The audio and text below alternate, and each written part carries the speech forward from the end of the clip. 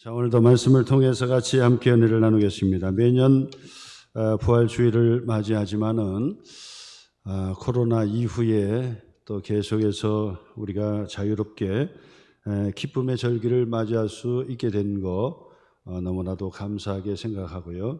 앞으로도 큰 기쁨이 부활주일 뿐만 아니라 한 해 동안 이어졌으면 좋겠다, 그렇게 생각합니다.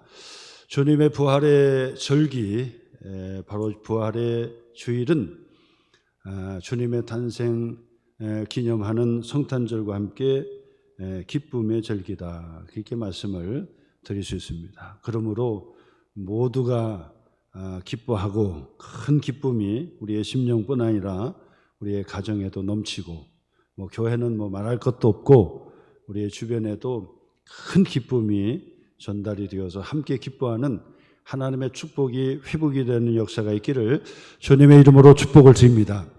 우리 주님의 부활은 우리에게 이처럼 큰 기쁨과 행복을 우리에게 선사해 주었다, 이렇게 말씀을 드릴 수 있습니다. 2000년 전에 예수님은 인간의 몸으로 오셨습니다. 제자들과 함께 3년여 동안 공생애를 지내시다가 십자가에 못 박혀 돌아가셨습니다. 무덤에 장사된 바 되었다가 3일 만에 예수님께서 부활하셨습니다. 그리고 난 다음에 40일 동안 제자들을 만나시고 제자들에게 지상의 명령, 마지막 사명을 맡겨주신 이후에 다시 오시겠다라는 약속과 함께 제자들이 보는 가운데 하늘로 승천하셔서 하나님의 보좌 우편에 앉아 계신 것입니다. 그리고 약속과 같이 저리로서 산자와 죽은 자를 심판하시기 위해서 다시 오신다고 약속해 주셨습니다. 우리가 예수님께서 우리의 모든 죄를 대신 짊어지고 대속의 제물로 십자가에 죽으신 것을 믿는 것처럼 3일 만에 부활하신 것도 믿고 큰 기쁨으로 주님의 부활을 증거하는 성도가 되었다라고 하는 사실입니다. 오늘 성경에 그 말씀에 보면 엠마오로 내려가는 두 제자가 있었습니다. 그 한 제자의 이름은 글로바라 성경에 기록이 되어 있습니다. 또 한 제자는 이름을 밝히지 않았기 때문에 알지를 못합니다. 두 제자가 예수님을 무덤에 장례를 치르고 난 다음에 슬픈 빛을 띠고 그리고 절망 가운데 동네로 엠마오 고향으로 내려가게 되었습니다. 엠마오는 예루살렘에서 한 20리, 거의 한 11km, 12km 정도 떨어진 가까운 거리에 있는 작은 마을이었습니다. 바로 그 고향, 바로 이 엠마오로 내려가는 그 길이었는데 부활하신 예수님이 그들과 함께 하셨습니다. 그들이 알아보지 못했습니다. 그리고 난 다음에 엠마오로 마을로 들어가서 함께 거하시며 식탁을 나누실 때 예수님께서 축사하시고 떼어서 그 떡을 떼어 줄 때 그때서야 비로소 눈이 뜨이게 된 것입니다. 부활의 예수님을 볼 수 있게 된 것입니다. 그리고 나서 예수님은 그 자리에 계시지 아니하셨습니다. 그 두 제자는 깜짝 놀라서 다시 힘을 얻고 예루살렘으로 올라가게 됩니다. 그리고 나서 엠마오로 내려가는 도중에 내게 말씀해 주셨고, 그리고 떡을 떼는 순간 부활의 주님을 내가 목격했다고, 두 사람이 목격했다고 그리고 증거하기 시작하니 예루살렘엔 이미 부활하신 예수님을 본 제자들이 있었던 것입니다. 그리고 서로 말하기 시작했습니다. 나도 보았다, 나도 예수님을 만났다라고 이야기합니다. 그러면서 부활한 예수님을 증거하기 시작했다라고 하는 것이 오늘 성경에서 우리에게 가르쳐주는 말씀이 됩니다.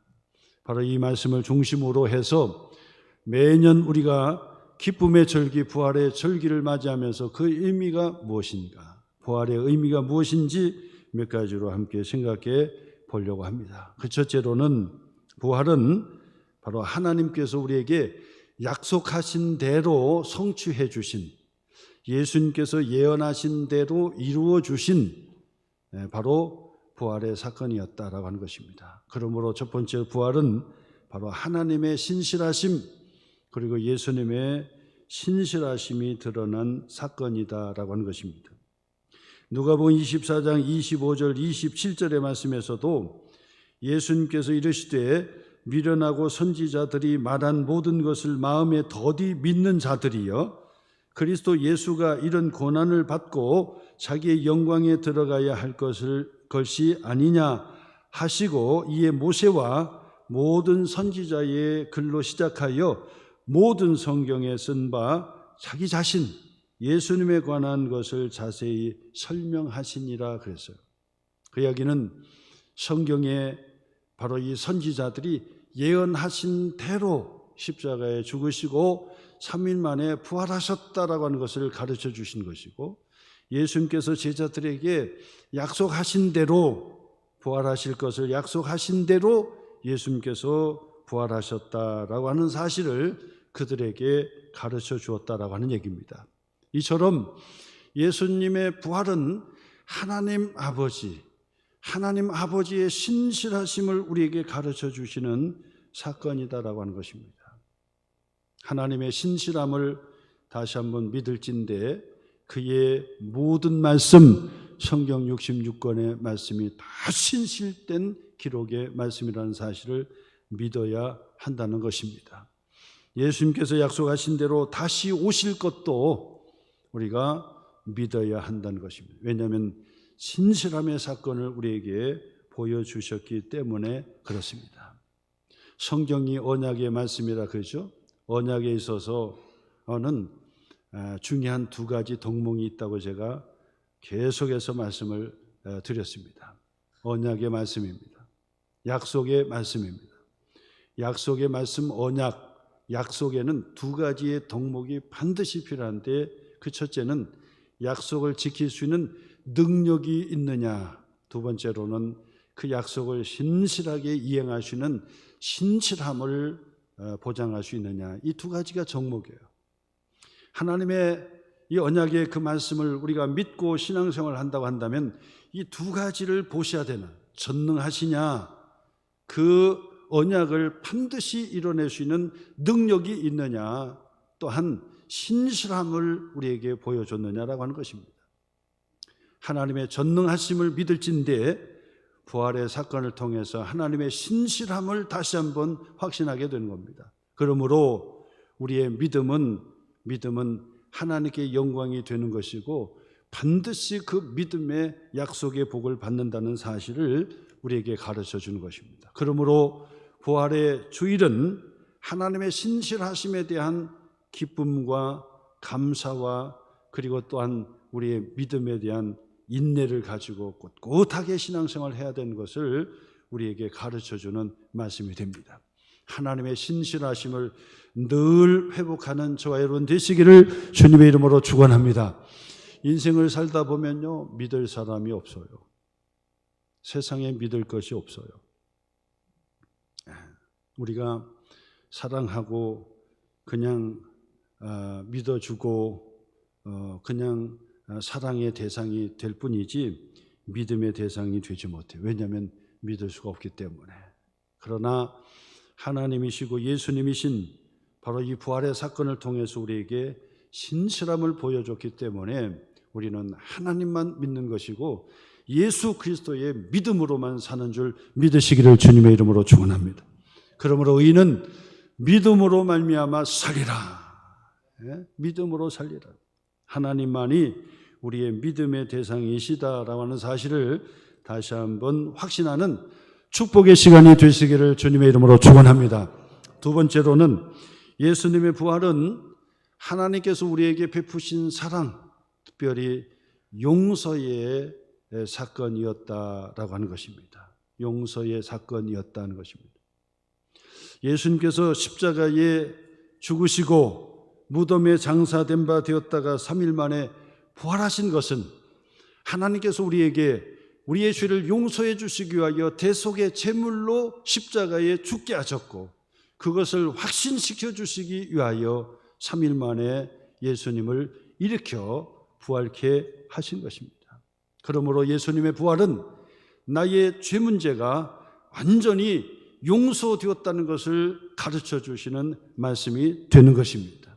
그 죄 용서는 과거의 어떤 죄도 용서를 받게 될 뿐만 아니라 앞으로 미래의 모든 죄까지도 다 용서를 해주시는 하나님의 능력, 하나님의 큰 사랑이 우리에게 보여진 사건이라고 말씀할 수 있습니다. 요한일서 4장 9절에서 10절에서 하나님의 사랑이 우리에게 이렇게 나타난 바 되었으니 하나님이 자기의 독생자를 예수님을 세상에 보내심은 그로 말미암아 우리를 살리려 하심이라. 사랑은 여기 있으니 우리가 하나님을 사랑한 것이 아니요 하나님이 우리를 사랑하사 우리의 죄를 속하기 위하여 우리의 죄를 용서하여 주시기 위하여 화목제물로 그 아들을 보내셨음이라라고 우리에게 가르쳐주고 있습니다. 그러므로 예수님의 부활은 우리의 죄 용서에 대한 확신을 우리에게 갖도록 가르쳐 주시는 사건이라는 것입니다. 마귀 사탄은 계속해서 우리의 과거의 죄를 자꾸 들추깁니다. 그래서 의기소침하게 만들고 우울하게 만들고 자신감도 잃게 만들고 좌절하게 절망하게 만들고 우리의 가는 길을 자꾸 내려앉게 만드는 것입니다. 그러나 예수님의 부활로 말미암아 거룩하신 성령 우리 하나님께서는 모든 죄를 다 용서해 주시고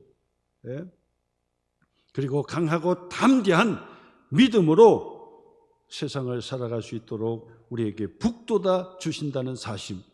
그러므로 예수 그리스도 안에서 죄 용서 받으신 것을 확신하시고 예수님의 부활의 기쁨에 적극적으로 참여하는 저와 여러분 되시기를 주님의 이름으로 축원합니다. 세 번째로는 예수님의 부활은요, 절망에서 큰 기쁨이 회복이 되는 사건이었다라고 말씀을 드릴 수 있습니다. 부활은 기쁨의 절기입니다. 부활의 절기는 기쁨의 절기입니다. 부활의 주일날도 기뻐하지 못하면 언제 기뻐할 수 있겠습니까? 우리에게 생명을 주시기 위하여, 우리에게 영생을 주시기 위하여 죽음에서 3일 만에 부활하셨다고 하는 것은 우리에게 큰 기쁨의 소식이라고 말씀을 드릴 수 있습니다. 누가복음 24장 17절로 18절의 말씀 보니까 예수님께서 두 제자에게 말씀합니다. 너희가 길 가면서 서로 주고받고 하는 이야기가 무엇이냐 하시니 두 사람이 슬픈 빛을 띠고 머물러 서더라. 그래요. 머물러 서더라. 슬픈 빛을 띠고 머물러 섰다는 거예요. 엠마오로 내려갔던 두 제자는 절망 가운데, 슬픔 가운데 내려갔다는 거예요. 그래서 죽음은 우리에게 절망을 주지만은 예수님께서 다시 3일 만에 부활하심으로 우리에게 큰 기쁨을 회복시켜 주신다는 사실을 믿으시기를 주님의 이름으로 축원합니다. 부활은 기쁨의 절기예요. 그러므로 내 마음속에 그 기쁨을 자꾸 점검하셔서 항상 기뻐하는, 항상 기쁨을 누리면서 그 기쁨의 충만함으로 살아가는 하나님의 성도, 하나님의 구원받은 축복의 성도가 되셔야 한다는 사실입니다. 그러므로 늘 점검하시길 바랍니다. 내게 기쁨이 없다면 뭐가 잘못된 것입니다. 내게 기쁨이 사라져 버렸다고 한다면 예수님의 부활의 이 생명의 신앙이 우리에게 사라진 거나 마찬가지입니다. 예수님의 부활의 신앙이 다시 우리 속에 확신과 믿음으로 갖게 된다면 기쁨이 회복이 되는 줄 믿으시기를 바랍니다. 기쁨이 회복이 되는 것입니다. 기쁨만 회복이 되면 못할 것이 없는 거예요. 사실은 세상 일에 기뻐서 하는 사람을 이길 수 없다 그러잖아요. 즐기면서 일을 하는 사람을 이겨낼 수 없다는 거예요. 그러므로 부활의 기쁨을 가지고 여러분 학교 생활하는 사람도, 학교 생활하는 학생들은 학교에서도 열심히 생활할 것이고, 부활의 기쁨을 가지고 그 기쁨으로 직장 생활 하시는 분들은 직장에서도 승리하게 될 것이고, 힘들고 어렵지만은 자영업을 하시고 사업을 하시는 분들도 기쁨의 회복이 되어서 예수님께서 우리에게 기쁨의 부활로 기쁨을 회복시켜 주셨다라고 하는 그 기쁨을 다시 한번 새겨서 나는 예수 그리스도 안에서 기뻐하리라 하면서 기쁨으로 주의 영광을 위해서 사업을 한다고 한다면 기뻐서 하는 일들을 누가 말릴 수가 있겠습니까? 누가 이길 수가 있겠습니까? 그러므로 기쁨을 회복하셔서 하나님께 영광이 되시기를 주님의 이름으로 축복드립니다. 엠마오로 내려갔던 두 제자들이 절망 가운데 슬픈 기색을 하고 내려갔는데 바로 부활하신 예수님이 저희들과 함께 있었다는 사실을 알지 못하고 슬픈 빛을 띠고 슬픈 말과 절망의 말을 하면서 내려갔던 것입니다. 그런데 이 두 제자가 동네 엠마오의 마을에 도착해서 보니까 이게 보통이 아닌 거예요. 같이 오신 분이 보통이 아닌 거예요. 구약의 모세의 율법과 선지자 예언의 말씀이 그냥 줄줄줄줄 말씀하시는 거 보니까 보통이 아니거든요. 그러니까 더 이상 가지 마시고 우리 집에 머무르시기를 원합니다 하고 간절하게 청혼을 했어요. 그랬더니 예수님께서 그 집에 들어가셨지요. 떡을 떼는 순간 눈이 밝아져서 부활의 예수님을 본 것입니다. 그 이후에 바로 이 엠마오로 내려갔던 두 제자가 절망 가운데 슬픈 빛을 띠고 그 내려갔던 그 두 제자가 기쁨이 회복이 됐던 거예요. 막 기쁨이 회복이 되니까 두 팔과 두 다리에 힘이 나는 거예요. 내려왔던 그 길을 다시 돌아서 예루살렘으로 뛰어서 올라가게 된 것입니다. 그러면서 부활의 예수님을 내가 목격했다고 기뻐하면서 전하게 되니까 예루살렘에서도 벌써 부활의 예수님을 만났던 제자들이 있었던 것입니다. 서로 주거니 받거니 하면서 나도 보았다, 나도 똑바로 보았다고 얘기합니다. 그러면서 제자들과 많은 이들에게 부활의 기쁜 소식을 전하게 되었다는 사건이 오늘 본문의 말씀의 기록입니다. 그러므로 기뻐하는 절기입니다. 기쁨이 회복이 되는 절기입니다. 예수님의 부활을 믿을진데 우리가 절망하고 슬픈 기색을 하고 낙담에 빠지고 그리고 우울에 빠지면 이것은 이상한 것입니다. 믿음이 이상한 것입니다. 다시 한번 점검해서 기쁨을 다시 한번 회복하는 그런 축복이 있기를 주님의 이름으로 축원합니다. 기쁨의 절기입니다. 네 번째로는 예수님의 부활은 우리에게 소망, 산소망을 우리에게 주시는 사건입니다. 요한복음 11장 25절로 27절의 말씀을 보니까 예수님께서 말씀하셨습니다. 나사로의 죽음 그리고 무덤의 장례를 다 치르고 난 다음에 절망하며 힘이 빠져있는 마리아와 마르다의 가정에 예수님께서 찾아오셨습니다. 제자들과 함께 찾아오셨습니다. 그리고 마르다에게 예수님께서 말씀하셨습니다. 나는 부활이요 생명이니 나를 믿는 자는 죽어도 살겠고 무릇 살아서 나를 믿는 자는 영원히 죽지 아니하리니 이것을 내가 믿느냐? 저는 이 예수님의 이 말씀보다 더 강력한 주장이 없다고 생각합니다. 제가 전에도 한번 말씀드렸습니다. 전도를 열심히 하는 그 여자 집사님이 저를 아파트로 꼭 좀 목사님 오셔야 되겠습니다. 뭔 일입니까? 전도했는데 목사님이 오셔야 되겠습니다. 그래서 갔어요. 갔더니 보니까 머리를 깎은 여자 스님이 딱 앉아 계신 거 깜짝 놀래가지고 집사님 이게 웬일입니까? 그랬더니 목사님 말 마세요. 제가 전도했습니다. 그래가지고 집에 와가지고 밥도 해드리고 차도 마시게 하고 그리고 거기에 앉아 있는 거예요.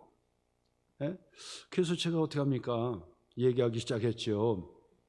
성경은 읽어보셨습니까? 그랬더니 아주 기쁘게 저에게 얘기하는 거예요. 목사님 절에서도 성경을 다 봅니다. 다 성경책 가지고 있습니다. 그래서 성경을 봅니다. 저도 여러 번 봤습니다. 그러더라고요. 그래서 옳거니 그래요. 성경 보셨겠죠. 근데 성경을 보시니까 가장 인상이 있고 또 성경을 보니까 뭐가 깨닫는 게 뭐가 있었습니까? 하고 물었어요. 정중하게 물었어요. 그랬더니 그분이 그래요. 목사님, 저는 예수님의 산상수훈의 말씀이 너무너무 좋았습니다. 왼뺨을 치면은 오른뺨을 돌려대라. 오리를 가자하면 십리까지 가져라. 이런 말씀, 용서의 말씀, 너무 좋은 말씀들이 많이 있어가지고 성경을 통해서 많이 배우고 또 성경이 너무 좋은 말씀이라는 것을 깨달았습니다. 그러더라. 그 순간 제가 딱 치고 얘기했습니다. 스님, 성경을 잘못 보셨습니다. 그 눈이 동그래져요. 다시 보셔야 되겠습니다. 그랬더니 그분이 그런가, 눈이 동그래져가지고, 목사님 왜요? 성경이 그것만 있는 거 아닙니다. 오늘 성경의 말씀이죠. 예수님께서 말씀하셨습니다. 나는 부활이요 생명이니 나를 믿는 자는 죽어도 살겠고. 이 말이 어떻게 그냥 넘어갈 수 있는 말이냐 그 말이야. 예수님의 산상수훈의 말씀 다 좋지요. 다 좋지만 윤리적인 것, 도덕적인 것 좋지요. 근데 이런 말씀 같은 경우는 이게 심각한. 전에도 제가 말씀드렸듯이 영국의 C.S. 루이스라고 하는 기독교 변증학자로서 아주 유명한 분이잖아요. 그분이 얘기했습니다. 예수님의 말씀을 들으면, 예수님의 말씀을 믿고 무릎을 꿇어 나의 주님, 나의 하나님으로 고백하든지, 아니면은 예수님을 미치광이로 그렇게 이 욕을 하고 성경책을 찢든지 둘 중에 하나야지, 성경을 보면서 예수님도 믿지 않고 교회도 나오지 않고 성경 읽었더니 좋더라, 이것은 성경을 잘못 본 거예요. 성경을 보면 둘 중에 하나가 분명히 드러나야 된다 그 말.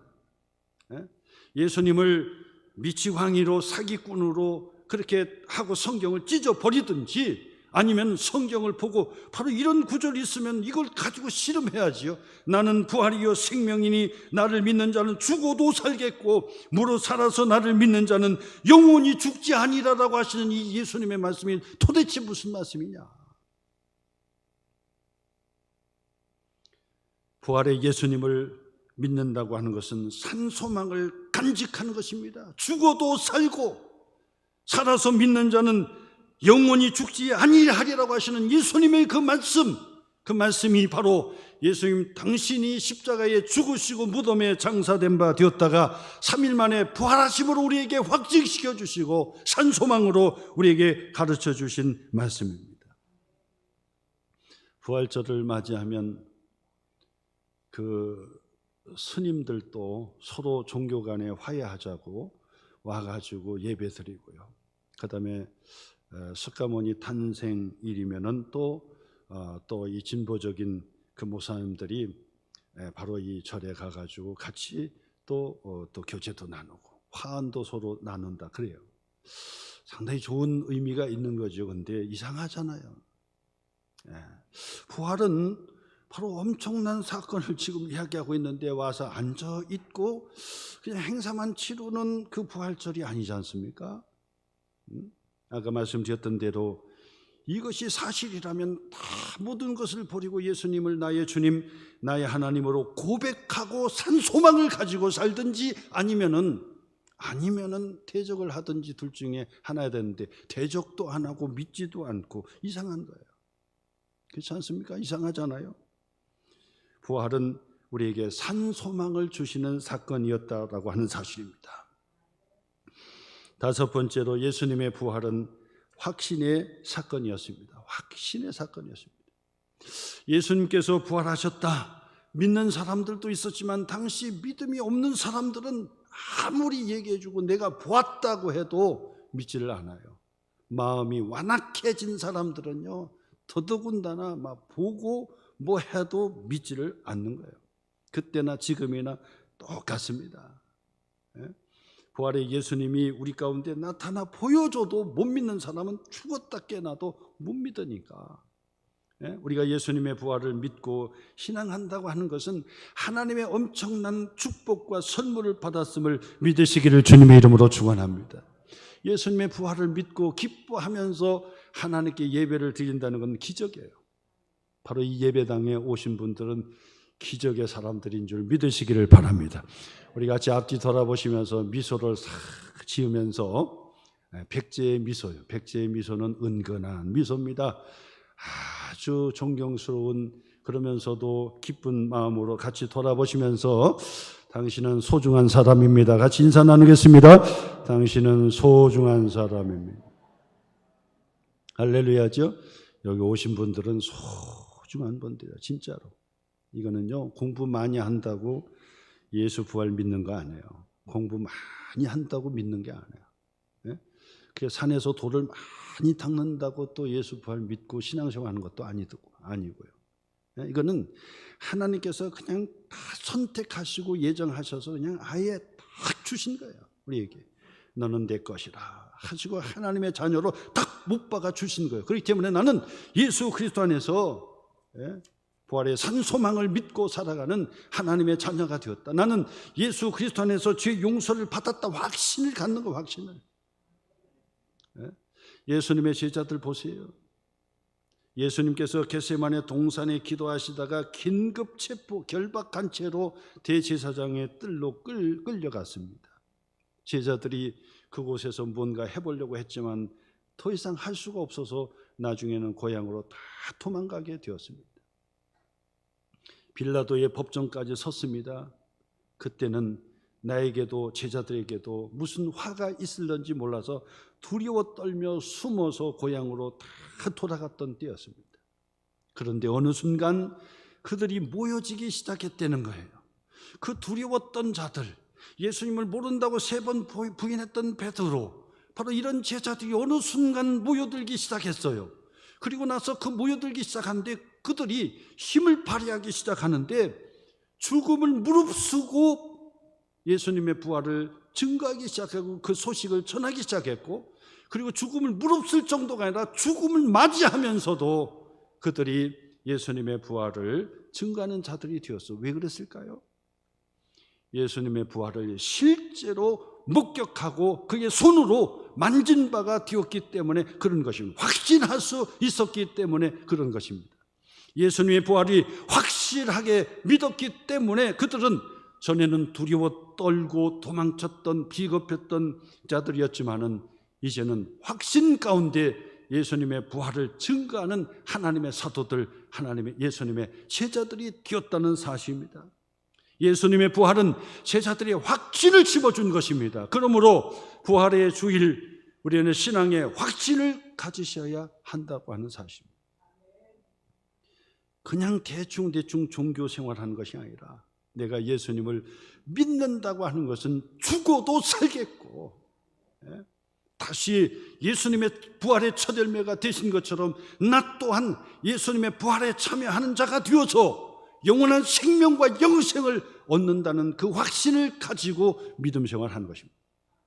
그러므로 하나님의 자녀들은요, 하나님의 자녀들은 의기소침하는 자들이 아닙니다. 절망하는 자들이 아닙니다. 예수님을 믿는 자들은 어려운 일을 당한다 할지라도 의기소침하며 좌절하며 있는 것이 아닙니다. 왜냐하면 부활의 생명의 신앙을 가졌기 때문에 어깨를 펴고 바로 예수 그리스도 안에서 내가 주 용서받고 나는 하나님의 자녀가 되었다는 확신을 갖는다고 한다면 기쁨으로 하나님의 자녀된 믿음의 축복의 삶을 살아내는 자들이 부활의 신앙을 믿는 하나님의 백성들인 줄 믿으시기를 바랍니다. 확신을 가지셔야 돼요. 그러므로 나는 예수 그리스도 안에서 죄 용서를 받았습니다. 미래의 모든 죄까지도 다 용서를 받았습니다. 나는 예수 그리스도 안에서 하나님의 자녀가 되었습니다. 새로운 권세, 하나님의 자녀된 권세 축복을 받았습니다. 나는 예수 그리스도 안에서 새로운 피조물로 신분이 완전히 바뀌었습니다. 신분이 바뀐 것, 신분이. 하나님의 나라의 백성의 신분증을 받고 라이센스를 받는 것처럼 우리 하나님의 자녀된 신분, 새로운 피조물의 신분으로 바뀌었다는 것을 확신하셔야 됩니다. 나는 예수 그리스도 안에서 더 이상 세상에 얽매인 자들이 아니고 세상의 우상으로 집착하는 자들이 아니라 이제 진리를 알지니 진리가 너희를 자유케 하리라라고 하는 것처럼 우리는 예수 그리스도 안에서 진정한 자유, 자유라는 게 뭡니까? 세상의 중독자가 아니라는 거예요. 알코올만 중독되고 그 다음에 마약만 중독되는 것이 아니라 세상에 중독되어서 살아가는 거예요.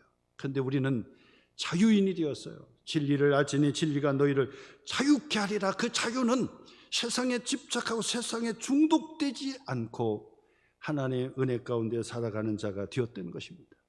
그뿐 아니라 우리는 예수 그리스도 안에서 아브라함의 축복을 받는데 영적으로나 육적으로나 하나님의 축복을 받은 자가 된 것입니다. 그러므로 우리가 예수 그리스도 안에서 나는 정말 하나님의 기쁨으로 하나님의 자녀가 되었으니 하나님께서 내게 건강의 축복을 주셨다라고 하는 믿음의 확신이 있기를 주님의 이름으로 축원합니다. 병이 없어도 가장 나는 힘들어 어려워 그러면 자꾸 병이 나는 거예요. 그래서 없던 병도 만드는 거예요. 근데 웬만한 병이 있어도 나는 하나님께서 예수 그리스도 안에서 치유해 주셨다라고 선언하고 고백하면서 나는 하나님께서 힘을 주셔서 하나님의 사역 감당한다 하고 자기 자신을 건강 염려증으로 자꾸 우울에 빠지고 내가 약한데 그러면 자꾸 더 약해지는 거예요. 근데 자기를 자꾸 일으키고 단계를 뛰어넘어야 되는 거예요. 그래서 늘 제가 기도의 제목도 말씀드리지만 하나님 건강하게 해주세요가 아니라 사역하게 해주세요. 그러면 건강은 책임져 주는 거예요. 할렐루야. 전도할 수 있도록 뛰면서 전도할 수 있도록 도와주세요. 그러면 하나님께서 뛸 수 있는 건강은 당연히 채워주시는 거예요. 그러니까 하나님 선교할 수 있도록 하나님의 선교할 수 있도록 내가 하나님 앞에 가지는 못해도 보내는 선교 사역을 감당하겠습니다. 그러면 선교할 수 있는 물질도 뒤에 딱 붙여주는 거예요. 그렇잖아요. 지혜롭게 기도하셔야 돼요. 그래서 나는 예수 그리스도 안에서 아브라함의 축복 건강의 복을 받았다. 그러면 나는 예수 그리스도 안에서 건강하다 해서 또 힘을 내고요. 아랫배에 힘을 내고 우울한 마음은 떠나가라. 우울한 마음도 떠나가라. 두려운 마음도 떠나가라 하면서 예수 그리스도 안에서 하나님의 자녀된 믿음의 축복의 삶을 나는 살게 된다 하고 어깨를 쫙 펴고요. 그리고 아랫배에 힘을 딱 주고 그러면서 목사님 전도지 주세요. 전도지 뒤에 있어. 전도지. 그래 전도지 딱 붙들고 그거 들고 전도하겠습니다. 등산하면서도 그냥 등산하지 말고 전도지 몇 장이라도 들고 다니면서 내가 한 사람이라도 이거 전해주겠다. 전에만 이래도 전해주겠다. 그러면 하나님께서 건강의 복을 주시는 거예요. 그리고 예수님께서 부활하신 것은 마귀의 권세를 다 무너뜨려 주신 것입니다. 그러므로 마귀를 대적하면 우리는 세상의 승리자가 되는 거예요. 그러므로 예수 그리스도 안에서 승리한 하나님의 축복의 자녀가 된 것을 확신하시기를 주님의 이름으로 축원합니다. 하나님의 자녀는 능력이 있는 사람이에요. 성령이 너에게 임하시면 너희가 권능을 받고 예루살렘과 온 유다와 사마리아와 땅끝까지 이르러 내 증인이 되리라고 말씀하셨어요. 성령이 임하시면 너희가 권능을 받는다 그랬다. 권능을. 그러므로 예수 그리스도 안에서 나는 능력을 받은 하나님의 축복의 사람인 것을 기억하시고 확신하시기를 주님의 이름으로 축원합니다.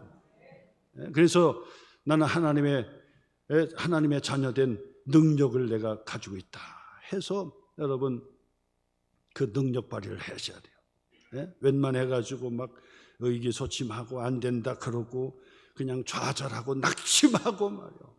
웬만해서 상처받고 그냥 그래서 고개 푹 숙이고 그러면 안 돼요.